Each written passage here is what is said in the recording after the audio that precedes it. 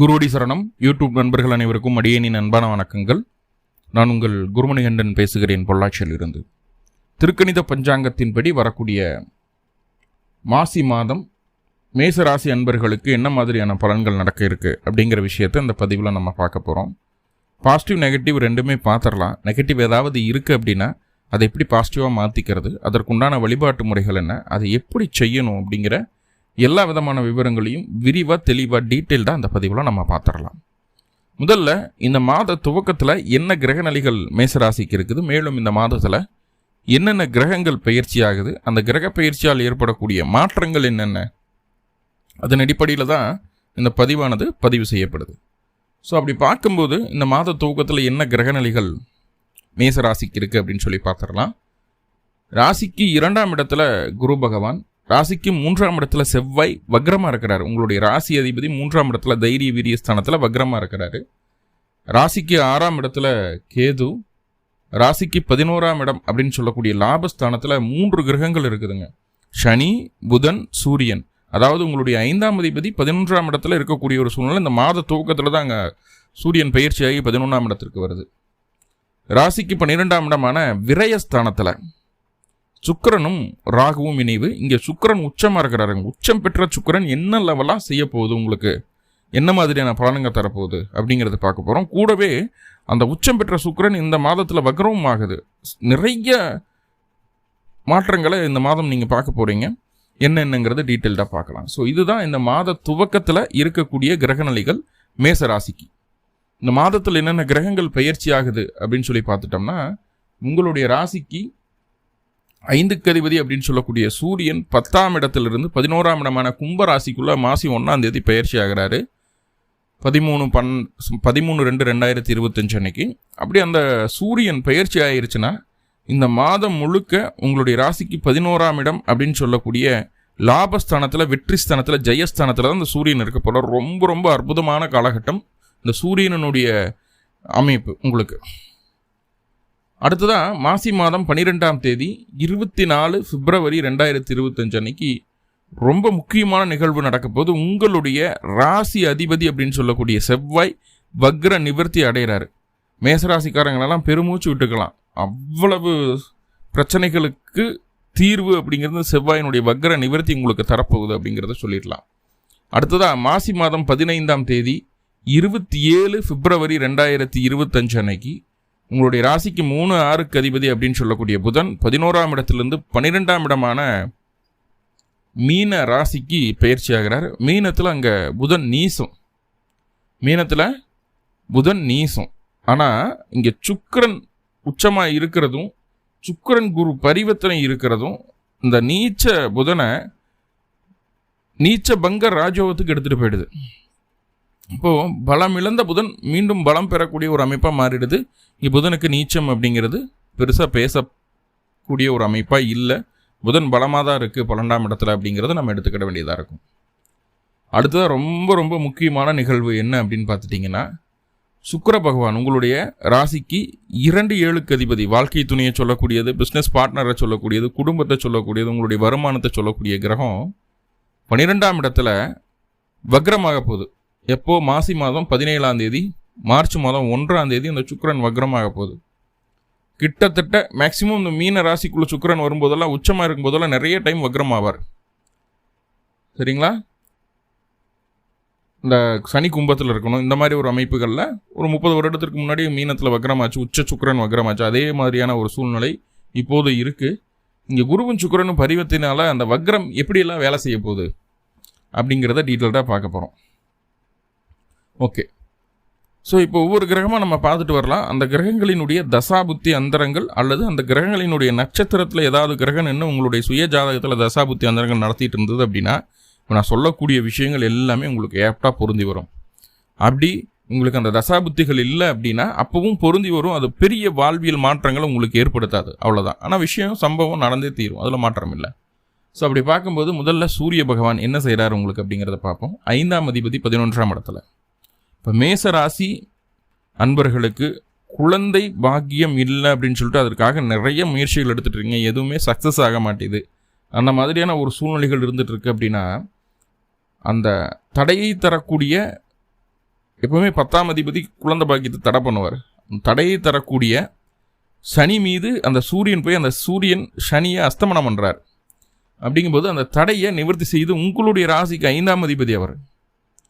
அப்போது குழந்தை இல்லைன்னு சொல்லி கவலைப்பட்டிருக்கக்கூடிய அத்துணை மேசராசி அன்பர்களுக்கும் அதற்குண்டான முயற்சிகளை எடுக்கும்போது கட்டாயம் குழந்தை பேரு கிடைப்பதற்குண்டான ஒரு முக்கியமான நிகழ்வு இந்த மாதம் உங்களுக்கு நடக்க போகுது. உடனே குழந்தை கரு உண்டாயிடும் அப்படின்னா நான் சொல்ல மாட்டேன்.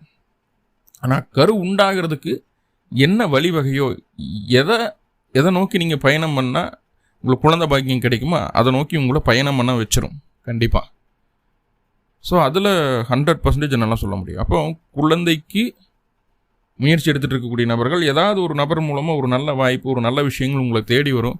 நிராகரிக்காமல் அந்த வாய்ப்புகளை, அந்த நல்ல செய்தியை காது கொடுத்து கேட்டு அதை சரியாக பயன்படுத்திக்கிறதுக்கு உண்டான வழி என்ன அப்படிங்கிறத பாருங்கள். மேசராசி மனசுக்கு பிடிச்ச பல விதமான விஷயங்களை நிறைவேற்றி கொள்வதற்குண்டான வாய்ப்புகள் இந்த காலகட்டம் உருவாகும். என்னென்னவெல்லாம் நீங்கள் செய்யணும்னு நினச்சிங்களோ உங்களுடைய வாழ்க்கையில் அதையெல்லாம் உங்களால் செய்துக்க முடியும்.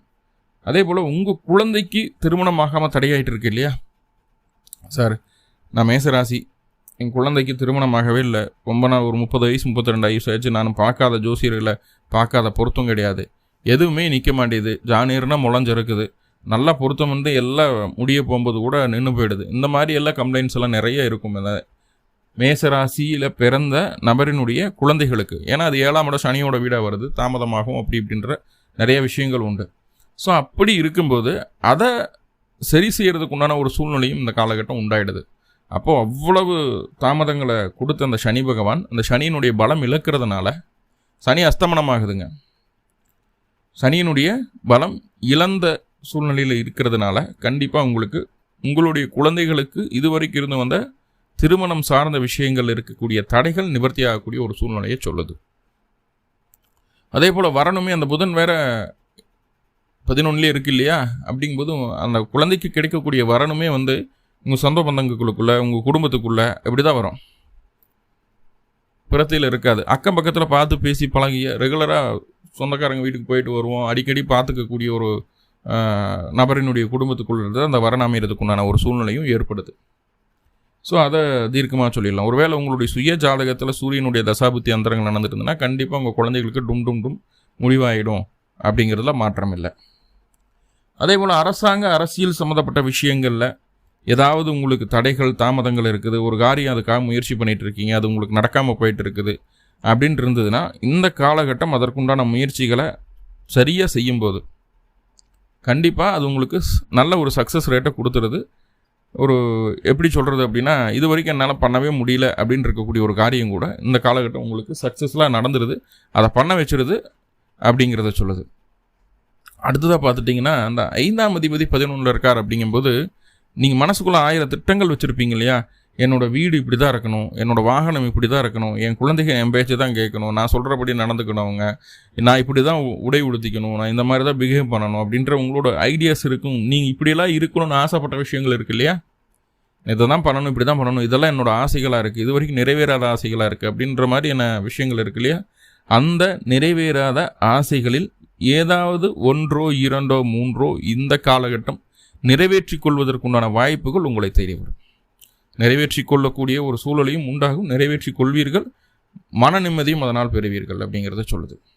உங்களுடைய குழந்தையின் நடத்தையாலும் உங்களுடைய குழந்தையின் செயல்பாடாலும் உங்களுக்கு ஒரு நல்ல அங்கீகாரம், பெயர், புகழ், அந்தஸ்து இந்த காலகட்டம் கிடைப்பதற்கு வாய்ப்புகள் உண்டு. இன்னார் பையன் இன்னாருன்னு சொல்கிறத காட்டும் இந்த பையனோட அப்பா தான் இவர் அப்படின்னு சொல்கிற மாதிரி உங்களுடைய குழந்தைகள் உங்களுடைய தரத்தை உயர்த்தி விடுவார்கள் இந்த காலகட்டத்தில் அப்படிங்கிற விஷயங்களை சொல்லுது. என்ன குழந்தையினுடைய உடல் ஆரோக்கியம் அப்படின்னு சொல்லும்போது அந்த உடல் ஆரோக்கியத்தில் இருந்த பிரச்சனைகள் கூட இந்த காலகட்டம் தீர்றதுக்கு வாய்ப்புகள் உண்டு. பையன் உங்களுடைய குழந்தைகள் அவங்களா தங்களுடைய வாழ்க்கை துணையை சூஸ் பண்ணிக்காமல் பார்த்துக்கிறது நல்லது. லோக்கல்லே அமைஞ்சிடும் உங்களுக்கு, அதுக்கு உண்டான சூழ்நிலை இந்த காலகட்டம் உருவாகுது. ஓகே, ரெண்டாவது இந்த 5ஆம் அதிபதி 11 இருக்கும்போது பாருங்கள், ஷேர் மார்க்கெட்டில் மியூச்சுவல் ஃபண்டு, ஷேர் மார்க்கெட் இந்த மாதிரி விஷயங்கள் இன்வெஸ்ட்மெண்ட் பண்ணிகிட்டு இருக்கீங்க அப்படின்னா நல்லா புரிஞ்சுக்கோங்க. அதுவுமே வந்து எப்படி பண்ணணும் அப்படின்னு நான் சொல்லிடுறேன். ஒரு கவர்மெண்ட் ஓரியன்டான ஷேர்ஸ். ஸோ இதில் ஃபோக்கஸ்டாக இருந்தீங்கன்னா இந்த மாதம் நல்ல லாபத்தை பார்க்க முடியும் உங்களால். ஸோ அந்த ஃபீல்டில் ஆல்ரெடி அனுபவம் இருக்கிற நபர்களுக்கு இதை சொல்கிறேன். இந்த கவர்மெண்ட் ஓரியன்டான விஷயங்களில் ஃபோக்கஸ்டாக இருந்தீங்கன்னா அந்த காலகட்டம் நல்ல ரிசல்ட்டை பார்க்க முடியும், நல்ல ரிட்டர்ன்ஸை பார்க்க முடியும், நல்லா சம்பாதிக்க முடியும் அந்த காலகட்டம்.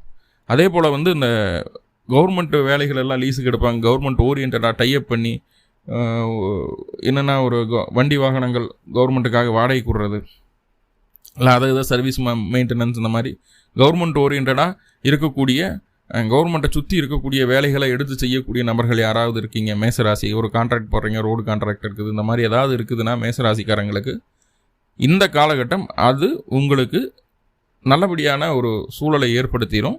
ஒரு எப்படி சொல்கிறது அப்படின்னா வந்து ஒரு கான்ட்ராக்ட் கிடைக்கிற மாதிரியான ஒரு சூழ்நிலை, நல்ல ஒரு பெனிஃபிட் கிடைக்கிற மாதிரியான கான்ட்ராக்ட் கிடைக்கும்.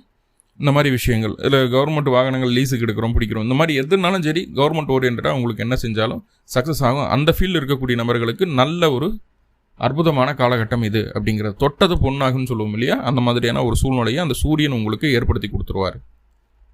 அதே போல் வந்து ரொம்ப ஸ்டாண்டர்டாக இருக்கக்கூடிய இடங்களை இந்த காலகட்டம் நீங்கள் வாங்கி போடணும். நிலம் வாங்குறதுக்கெல்லாம் ஒரு யோகமான ஒரு காலகட்டம்னு சொல்லலாம். ஏன்னா புதனும் 11ஆம் இடத்துல இருக்குது, சூரியனும் 11ஆம் இடத்துல இருக்கிறாங்க. அந்த நிலம் வாங்குறது அப்படிங்கிறது வந்து உங்களுக்கு கிட்டத்தட்ட பிப்ரவரி கடைசி வரைக்கும் 27ஆம் தேதி வரைக்கும் அதுக்கு சான்சஸ் இருக்குது.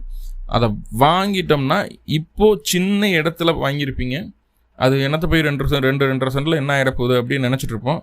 ஆனால் அது வந்து ஒரு பிரைம் ஏரியாவாக மாறிடும் பின்னாட்களில். அதுக்குண்டான ஒரு சூழ்நிலையும் இது உருவாக்கி தருது. சூரியனுடைய தசாபுத்தி அந்தரங்கள் அல்லது கிருத்திகை, உத்திரம், உத்திராடம், இந்த 3 நட்சத்திரங்கள் ஏதாவது நட்சத்திரங்களில் கிரகம் என்ன தசாபுத்தி அந்தரம் நடத்திட்டு இருந்தது அப்படின்னா கண்ணை மூடிட்டு இந்த மாதிரி விஷயங்கள் உங்களுக்கு கிடைக்கும்போது தயவு செஞ்சு வாங்கி போட்டுருங்க. நல்ல ரிட்டர்ன் கொடுக்கும். 10 லட்ச ரூபாய்க்கு வாங்கினீங்கன்னா அது வந்து 80, 70, 90, 1 கோடி ரூபாய் வரைக்கும் ரிட்டர்ன்ஸ் கிடைக்கிற மாதிரி ரொம்ப ஷார்ட் டைமில் கிடைக்கிற மாதிரியான ஒரு சூழ்நிலைகளை அது கிரியேட் பண்ணிவிடும் அப்படிங்கிறத சொல்கிறேன். நல்லா பிரைம் ஏரியாவாக அது மாறிடும். ஸோ அதுக்கு ஒரு சான்சஸ் இருக்குது உங்களுக்கு. ஸோ பயன்படுத்திக்கிடலாம். ஸோ அப்போ சூரியன் 11ஆம் இடத்துல இருக்கிறதுனால இத்தனை நன்மைகள் இருக்குது. என்னென்னா சூரியன் 11ஆம் இடத்துல இருந்தாலே ஜாதகத்தில் எவ்வளவு தோஷங்கள் இருந்தாலும் அது நிவர்த்தி ஆகிடும். சூரியன் அத்தனை விதமான பாதிப்புகளையும் சரி செய்து விடுவார் அப்படிங்கிறது மூல நூற்களில் சொல்லக்கூடிய விஷயம். அந்த மாதிரியான ஒரு சூழ்நிலை இப்போ இருக்கக்கூடிய கோச்சாரத்தில் உங்களுக்கு நடக்கு. ஸோ அது வந்து உங்களுக்கு ஃபேவராக தான் இருக்கும். எண்ணிய காரியங்கள் ஈடேறும், திட்டங்கள் ஜெயிக்கும் அப்படிங்கிறது சொல்லிடலாம். அதே போல் குலதெய்வ அனுகிரகம் இல்லாமல் இருக்குது அப்படின்றவங்களுக்கு கூட இந்த காலகட்டம் குலதெய்வமே எனக்கு தெரியல அப்படின்னாலும் அந்த குலதெய்வத்துக்கான பிரசனங்கள் பார்க்கும்போது கரெக்டாக அந்த கோவில்களை காட்டி கொடுக்கறதுக்கு உண்டான ஒரு சூழ்நிலைகள் உங்களுக்கு உண்டாகும். குலதெய்வத்தை தெரிஞ்சுக்க முடியும். அதே போல் குலதெய்வம் கோயிலுக்கு போக முடியல, வர முடியல, தடைகளாக இருந்துட்டு இருக்கு அப்படின்னாலும் இந்த காலகட்டம் அதுக்குண்டான முயற்சிகள் எடுத்திங்கன்னா குலதெய்வம் கோயிலுக்கு போயிட்டும் வர முடியும், நல்லபடியான தரிசனமும் கிடைக்கும். அது எல்லாமே பாசிட்டிவாக இருக்குது. ஓகே, இன்னொன்று சொல்லக்கூடிய ஒரு அமைப்பா அப்படின்னு சொல்லி பார்த்துட்டோம் அப்படின்னா அந்த சூரியன் 11ஆம் இடத்துல இருக்கிறது சனி கூட இருந்து சனியை கொஞ்சம் அஸ்தமனம் பண்ணுறதுனால விருப்பங்களை அதிகமாக வெளிப்படுத்துவீங்க. அதை செயலில் காட்டுறதுக்கு கொஞ்சம் சோம்பேறித்தனப்படுவீங்க. இன்னொரு ஆளை வச்சு வேலை வாங்கணும்னு நினைப்பீங்களே தவிர நீங்கள் அதை செய்ய மாட்டீங்க. ஸோ அந்த ஒரு நெகட்டிவ் மட்டும் இருக்குது. ஸோ அப்போது உங்களுடைய வேலைகளை உங்களுடைய ஆசைகளை நிறைவேற்றிக்கிறதுக்கு நீங்கள் முழு முயற்சி எடுக்கும்போது பெட்டராக உங்களுக்கு அது நடக்கும் அப்படிங்கிறத தெளிவாக புரிஞ்சுக்கோங்க.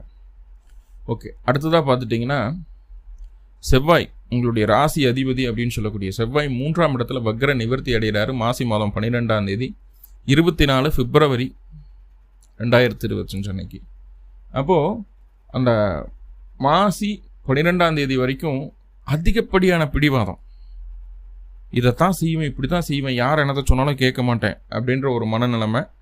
அதே போல் வந்து காது, மூக்கு, தொண்டை சம்மந்தமான விஷயங்களில் சின்ன சின்ன அலர்ஜி, ஒரு ஸ்கின் அலர்ஜி மாதிரி இருக்கும், கொப்பளம் வந்துடும், தொண்டையில் சின்னதாக ஒரு வீக்க மாதிரி வந்துடும், என்னடா இது போகவே மாட்டேதுன்னு பயந்துக்கிட்டே இருப்போம். இல்லை அப்படின்னா வந்து அந்த என்ன சொல்கிறதுனா பிம்பிள்ஸ், இந்த மாதிரி ஏதாவது ஒன்று, ஸ்கின்னு, முடி, ப்ரீத்திங் பிரச்சனை இருக்கிறது, இந்த மாதிரி ஏதாவது ஒரு தொந்தரவை நம்மளுக்கு கொடுத்துருக்கும் செவ்வாய் வக்ரமாக இருக்கும்போது. சரிங்களா? ஸோ அந்த விஷயம் படிப்படியாக குறையும். வக்ர நிவர்த்தி ஆனதுக்கப்புறம் மாசி மாதம் 12ஆம் தேதிக்கு மேலே, அதாவது பிப்ரவரி 24க்கு மேலே அந்த காது, மூக்கு, தொண்டை, ஸ்கின்னு சம்மந்தமான இருக்கக்கூடிய அத்தனை விதமான தொந்தரவுகளும் குறையிறதுக்கு உண்டான ஒரு சூழ்நிலையை உருவாக்குது. இந்த மாதிரி நம்ம என்னடா எதிர்பார்க்கவே இல்லை, இங்கே ஒரு கட்டி மாதிரி வந்து ஐயோ ஏதாவது வேறு ஏதாவது இருக்குமோ, வேறு ஏதாவது பிரச்சனை இருக்குமோன்னு சொல்லி போட்டு மனசு போட்டு பெரட்டிக்குவோம், பயந்துக்குவோம். ஸோ அப்படி பயப்படணுங்கிற அவசியம் கிடையாது. அந்த மாதிரி ஒரு பெரிய நெகட்டிவ் இங்கே காட்டலை, தைரியமாக இருக்கலாம்.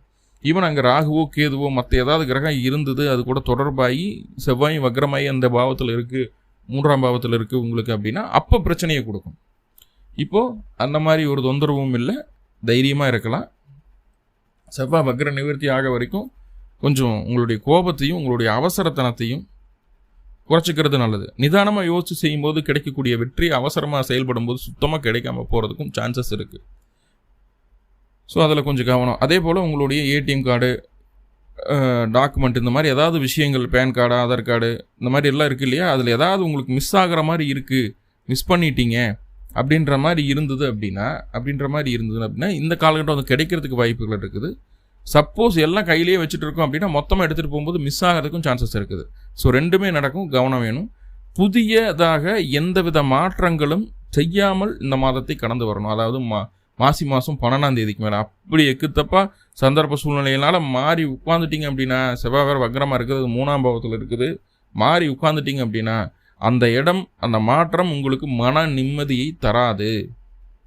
ஸோ அப்போ புரிஞ்சுக்கோங்க, மாசி 12 பிப்ரவரி 24க்கு மேலே எந்த சேஞ்சஸ்னாலும் பண்ணுங்கள், சரிங்களா? அப்படி இல்லைன்னா அது மன நிம்மதியை தராது. மறுபடியும் அங்கேருந்து இன்னொரு பக்கம் ஸ்கிப் பண்ணுற மாதிரி இருக்கும், அங்கேருந்து மாற்றுற மாதிரி இருக்கும். ஸோ அது நிரந்தரமான ஒரு மாற்றமாக இருக்காது, அலைச்சலை கொடுக்கக்கூடிய மாற்றமாக இருக்கும், மன நிம்மதியை குறைச்சிடும் அப்படிங்கிறது சொல்லுது. அக்கம் பக்கத்தினருக்கு நீங்கள் அதிக உதவிகளை செய்யணும், அவங்கள பார்த்துக்கணும், அவங்களுடைய சப்போர்ட்டு வேணும், நம்ம சப்போர்ட் அவங்களுக்கு வேணும், அவங்க சப்போர்ட் நம்மளுக்கு வேணும், நம்மகிட்ட இருக்கும்போது நம்ம பார்த்துக்கலாம்னு சொல்லி ஒரு நல்ல எண்ணத்தில் நீங்கள் பழகுவீங்க, நல்ல விஷயங்களை அவங்களுக்காக செய்வீங்க. ஆனால் உங்ககிட்ட இந்த காலகட்டம் உதவிகளை வாங்கிட்டு அவர்கள் உங்களுக்கு எகென்ஸ்டாக செயல்படுறதுக்கு தான் வாய்ப்புகள் அதிகமே தவிர உங்களுக்கு நல்லதை செய்கிறதுக்குண்டான ஒரு சூழ்நிலை அவங்ககிட்ட இல்லை. உங்கள்கிட்ட உதவிகள் எல்லாம் வாங்கிட்டு உங்களையே தப்பாக பேசுவாங்க அப்படிங்கிறத புரிஞ்சுக்கோங்க. அப்போது மேசராசி அன்பர்களுக்கு இந்த செவ்வாய் வக்ரமாக வரைக்கும், வக்ர நிவர்த்தி ஆக வரைக்கும் என்ன பண்ணணும் அப்படின்னா, நீங்களாக போய் யாருக்கிட்டையும் எதுக்கும் எந்த உதவிகளும் செய்யாதீங்க. அவங்களா உங்களுக்கு உதவி செய்கிறட்டு வந்தாலும் இல்லை, நான் என்னோடய வேலையை நான் பார்த்துக்கிறேன், உங்கள் வேலையை நீங்கள் பாருங்கள் அப்படின்ற மாதிரி ஒதுங்கிடுங்க. யாருக்கிட்டையும் உதவியும் கேட்காதீங்க, யாருக்கு நீங்கள் உதவிகளும் செய்யாதீங்க. அதுதான் இந்த காலகட்டம் உங்களுக்கு ஒரு பக்குவமான ஒரு மனநிலைமை உருவாக்கும் அப்படிங்கிற சொல்லலாம். இல்லை அப்படின்னா தேவையில்லாமல் உங்கள் மைண்டை டைவர்ட் பண்ணி உங்களை கொஞ்சம் குழப்பி விட்டு வேடிக்கை பார்ப்பாங்க. ஸோ அது நடக்கும் கண்டிப்பாக. எல்லாமே அந்த செவ்வாயினுடைய வக்ரமாக இருக்கக்கூடிய ஒரு சூழ்நிலை தான். எல்லாத்துலேயும் அவசரம், சொன்னது உடனே கேட்டு உடனே செய்யணும் அப்படிங்கிற ஒரு மனப்பக்குவம். ஸோ அதை மட்டும் விட்டுருங்க. ஆனால் மாசி 12க்கு மேலே 24 பிப்ரவரிக்கு மேலே ரொம்ப ரிலாக்ஸ்டாக எது சரி, எது தப்பு, எது செய்யலாம் வேண்டாம் அப்படிங்கிற ஒரு நிதானம் உங்களுக்கு கிடச்சிடும். அப்போது தேவையான மாற்றங்களை செய்வீங்க, தேவையில்லாததுக்குள்ளே போகவே மாட்டீங்க. எந்த ஒரு விஷயத்தை செய்யும் போதும் அதில் உங்களுடைய கான்ஃபிடன்ட் லெவல் அப்படிங்கிறது நல்ல ரிச்சாக இருக்கும் அப்படிங்கிறது சொல்லிடலாம். ஓகே, அடுத்ததாக மாசி மாதம் 15ஆம் தேதி புதன் பகவான் ராசிக்கு 11ஆம் இடத்துலேருந்து 12ஆம் இடத்துக்கு பயிற்சி ஆகிறார், பிப்ரவரி 27. இப்போ புதன் 12ஆம் இடமான மீன ராசிக்குள்ள வரும்போது நீச்சமாகுது. 3-6க்கு அதிபதி நீச்சம். ஆனால் குரு சுக்கிரன் பரிவர்த்தனை யோகம் இருக்குது. அப்போ குருவோ சுக்கிரனோ அங்கே பலம் பெறக்கூடிய ஒரு அமைப்பாக இருக்கிறதுனால நீச்ச பங்க ராஜயோகம் ஏற்படுது. இப்போது இந்த மாதத்தில் பிப்ரவரி 27ஆம் தேதி வரைக்கும் பிரச்சனை இல்லை. மார்ச் 1ஆம் தேதி எப்போ ஆரம்பிக்குதோ அப்போ இருந்து வேலையில் கொஞ்சம் அழுத்தங்களை பார்க்கக்கூடிய ஒரு சூழ்நிலை உண்டாகும். சின்ன சின்ன சங்கடங்கள் இருக்கும். சில நேரங்களில் வேலையே நம்மளுக்கு பறி போயிடுமோ அப்படிங்கிற ஒரு எண்ணம் வந்துடும். ஒரு கடனுக்காக முயற்சி பண்ணிகிட்டு இருக்கீங்க, லோன் கிடைக்கணும்னு நினச்சிட்டு இருக்கீங்க அப்படின்னா லோனுக்கான முயற்சி தாமதமாக போகும், தள்ளி போகும், பணம் கிடைக்காம போகிறதுக்கும் வாய்ப்புகள் உண்டு. ஸோ அந்த மாதிரியான ஒரு நெகட்டிவான ஒரு விஷயங்களை நோக்கி பயணிக்கக்கூடிய ஒரு அமைப்பாக இருக்கும். ஆனால் அப்படியெல்லாம் ஒன்றும் நடக்காது. வேலையில் எனக்கு வேலையே போயிடும், நம்மளை வெளியில் அனுப்புறதுக்கெல்லாம் முடிவு பண்ணிட்டாங்க நினச்சிட்டு இருப்பாங்க. நீங்களே அப்படி நினைக்கலாம். ஆனால் ஒரு சூழ்நிலையில் பார்த்துட்டிங்க அப்படின்னா அது அப்படியே உள்டாவாக மாறிடும். யாரெல்லாம் உங்களை வெளியே அனுப்பணும்னு நினைக்கிறாங்களோ அவங்க தான் முதல்ல உங்களை ரெகக்னைஸ் பண்ணி உட்கார வச்சு அடுத்த ஒரு லெவலுக்கு உங்களை கொண்டு போகணும் சார், அதுக்காக உங்களை கொஞ்சம் நீங்கள் எந்த அளவுக்கு கேப்பபுளாக இருப்பீங்க அப்படின்னு சொல்லி உங்களை கஷ்டப்படுத்தி பார்த்தோம் அப்படின்ற மாதிரியான ஒரு அமைப்புக்குள்ளே கூட்டிகிட்டு போயிடுவாங்க. அதே போல் உடம்பு பெரியவங்களுக்கு உடல்நல சரியில்லை, ரொம்ப மோசமாக போச்சு அப்படி இப்படின்னு நினச்சிட்டு போய் திடீர்னு எந்திரிச்சு உட்காந்துருவாங்க, ரெடி ஆகிடும் அவங்களுக்கு. அப்போது உடல் ஆரோக்கியத்தில் இருந்து வந்த பிரச்சனைகள் நீங்கி அவங்க ரெடி ஆகிறாங்க. அதே நேரத்தில் வேலை போகிற மாதிரி இருக்கக்கூடிய வேலை கூட மறுபடியும் அது ஸ்ட்ராங்கராக நம்மளுக்கு கிடைக்க ஆரம்பிக்குது. சகோதர வழி தேவையில்லாத செலவுகள் வந்துட்டுருக்கு அப்படின்னு நினச்சிட்ருப்போம். அந்த செலவுகள் ஒரு ரீசனபிளான செலவாக மாறுறதுக்கு வாய்ப்புகளை உங்களுடைய சகோதர சகோதரிகள் ஏற்படுத்தி தருவாங்க, இளைய சகோதர சகோதரிகள் ஏற்படுத்தி தருவாங்க அப்படிங்கிறது சொல்லுது. ஸோ இதெல்லாம் பாசிட்டிவ். அதே நேரத்தில் இந்த காலகட்டம் உங்களுடைய தாய்மாமனுக்கு உடல்நல தொந்தரவுகளும் உங்களுடைய தாய்மாமனுக்கும் உங்களுடைய அத்தைக்கும் இடையே கருத்து வேறுபாடுகளும் அதிகமாக வர்றதுக்கு வாய்ப்புகளை சொல்லுது. இப்போ புதன் நீசமாக ஆகக்கூடிய ஒரு சூழ்நிலை, எகைன் மாற்றங்கள் எதுவும் செய்யலாமா, இடமாற்றம் வீடு மாற்றம் அப்படின்னா இந்த காலகட்டம் இந்த மாசி மாதம் முழுக்கவே மாற்றங்களை செய்யாமல் இருக்கிறது நல்லது. ஏன்னா செவ்வாய் 3ஆம் இடத்துல இருக்கிறாரு, 3ஆம் அதிபதி வேறு நீச்சமாகுது, நீச்ச பங்க ராஜயோகம் தான் ஏற்படுது. டைரெக்டாக உச்சம் இல்லை ராஜயோகத்தை தரக்கூடிய அமைப்பில் அந்த புதன் வரலை. அப்படிங்கும்போது புது மாற்றங்களை மேக்சிமம் தவிர்த்துக்குங்க, அதுதான் உங்களுக்கு நல்லது அப்படிங்கிறது சொல்லுது. ஈவன் உங்கள் பெட்ரூமில் இருக்கக்கூடிய கட்டளை மாற்றி போடணும் கூட, திசை மாற்றி போடணும் கூட இப்போ வேண்டாம், மாசியில் வேண்டாம், பங்குனியில் பார்த்துக்கலாம் அப்படிங்கிறத நான் சொல்கிறேன் நான். சரிங்களா? ஸோ அப்போ மாற்றங்களை தவிர்க்க வேண்டிய ஒரு சூழ்நிலை உண்டு. அடுத்தது ரொம்ப ரொம்ப முக்கியமான கிரகம் சுக்கிர பகவான் வக்ரமாக போகுது. மாசி மாதம் 17ஆம் தேதி, மார்ச் 1ஆம் தேதி புதன் சுக்கிர பகவான் வக்ரமாகிறார். 2ஆம் அதிபதி 7ஆம் அதிபதி வக்ரமாகுது. அந்த சுக்கிர பகவான் குருவோட சேர்ந்து பரிவர்த்தனையில் இருக்காங்க. இது நல்லதா அப்படின்னு கேட்டுட்டா பாருங்க, 2ஆம் இடம் 7ஆம் இடம் பலம் அடையுது. அதே நேரத்தில் அந்த 2ஆம் இடமும் 7ஆம் இடமும் பலம் அடையக்கூடிய ஒரு சூழ்நிலையாக இருக்கக்கூடிய ஒரு சூழலாக இருந்தாலும் இந்த காலகட்டம் நல்லா புரிஞ்சுக்குங்க, நிறைய வருமானத்தை உங்களால் சேமிக்க முடியும், நிறைய சம்பாதிக்க முடியும் அப்படிங்கிறத சொல்லுது. அப்போ சம்பாத்தியம் அப்படிங்கிறது இந்த காலகட்டம் ரொம்ப அதிகமாக போகுது. சம்பாதிச்சதை மட்டும் இல்லாமல் அதை சேமிக்கிறதுக்கு உண்டான ஒரு சூழ்நிலையும் இந்த காலகட்டம் உங்களுக்கு உண்டாகுது. ஸோ அது நல்ல விஷயம். 2வது என்னென்னா, உங்களுடைய வாழ்க்கை துணை ரொம்ப ஸ்ட்ராங்காக, ரொம்ப ஸ்ட்ரிக்டாக இந்த காலகட்டம் இருக்க போகிறாங்க. அவங்க சொல்லக்கூடிய விஷயங்கள் தான் சரி அப்படிங்கிற ஒரு பக்குவத்தில் தான் அவங்ககிட்ட ட்ரீட் பண்ணுவாங்க. எப்போ அப்படின்னா மாசி மாதம் 17ஆம் தேதிக்கு மேலே, அதாவது மார்ச்சிலிருந்து உங்களுடைய வாழ்க்கை துணை கொஞ்சம் அவங்களுடைய கேரக்டரில் கொஞ்சம் மாற்றங்கள் ஏற்படும். அதாவது நம்ம சொல்கிற விஷயங்களை காது கொடுத்து கேட்குறது அப்படிங்கிறது இல்லாமல் போகலாம். அவங்க சொல்கிறது மட்டுமே நீங்கள் கேட்கணும் அப்படிங்கிற ஒரு மனநிலைமைக்குள்ளே அவங்க வர்றதுக்கு வாய்ப்புகள் உண்டு. ஸோ இந்த 2 விஷயங்களையும் மைண்டில் வச்சுக்கோங்க. அதே போல் பிஸ்னஸ் பார்ட்னர்ஸ்கிட்ட தேவையில்லாத வாக்குவாதங்கள் செய்ய வேண்டாம். வரட்டு கௌரவத்தை முன் வச்சு அந்த பிஸ்னஸ் பார்ட்னர்ஷிப் அப்படிங்கிறது பிரியறதுக்கு வாய்ப்புகள் உண்டு. வரட்டு கௌரவம் மட்டும் பார்க்காதீங்க, ஈகோ பார்க்காதீங்க, தூக்கி போட்டுருங்க. சரிங்களா? சரி, நீ சொல்கிறதான் கரெக்டாக, சரி ஓகே, நீ சொல்கிறதான் கரெக்டு அப்படின்ட்டு உங்களுக்கு என்ன மைண்டில் தோணுதோ அதை பக்காவாக செய்துட்டு போகிறதுக்குண்டான வழியை பாருங்கள். ஏன்னா வரட்டு கௌரவம் உங்களுக்கு தேவையில்லாத கஷ்டங்களையும் நஷ்டங்களையும் ஏற்படுத்தும் அப்படிங்கிறத சொல்லுது. ஓகே, தேவையில்லாத செலவுகளை கொடுத்துரும், வருமானத்தையும் கொடுக்குது, அதே நேரத்தில் செலவுகளையும் கொடுக்குது. அதே போல் இந்த காலகட்டம் வெளியூர், வெளிமாநிலம், வெளிநாட்டு பயணங்கள் முயற்சி எடுக்கிறீங்க அப்படின்னா அதற்குண்டான முயற்சிகளுக்குண்டான உங்களுக்கு சாதகமான ஒரு சூழ்நிலையும் உண்டாகுது அப்படிங்கிறத சொல்லுது. ஸோ இதெல்லாமே சுக்கிரனால பாசிட்டிவ் தான். சுக்கிரன் வக்ரமாகிறதுனாலையோ பரிவர்த்தனை ஆகிறதுனாலையோ உச்ச வக்ரம் நீச்சம் அப்படிங்கிற அமைப்பினாலேயோ உங்களுக்கு எந்த விதமான தொந்தரவுகளும் ஏற்பட போகிறது கிடையாது. நிம்மதியாக இருக்கலாம் அப்படிங்கிறத சொல்லிடுறேன். ஸோ இப்போ நிறைய பாசிட்டிவ் இருக்குது, சின்ன சின்ன நெகட்டிவ் சொல்லியிருக்கேன் இல்லையா? அப்போ அந்த நெகட்டிவை பாசிட்டிவாக மாற்றிக்கிறதுக்கு என்ன வழி, என்ன ப்ரேயர் பண்ணலாம் அப்படின்னு பார்த்துட்டிங்கன்னா, அருகில் இருக்கக்கூடிய தட்சிணாமூர்த்தி ஆலயங்களுக்கு சென்று தட்சிணாமூர்த்திக்கு 2 நெய் தீபம் போடுங்க. பிறந்த கிழமை அன்னைக்கும் பிறந்த நட்சத்திரத்தன்னைக்கும் இந்த வழிபாடை செய்துட்டு வாங்க. இந்த மாதம் மிகப்பெரிய முன்னேற்றம் அடையக்கூடிய ஒரு அற்புதமான மாதமாக உங்களுக்கு மாறும். நன்றி நண்பர்களே, நன்றி. வாழ்வளமுடன். திருச்சிற்றம்பலம்.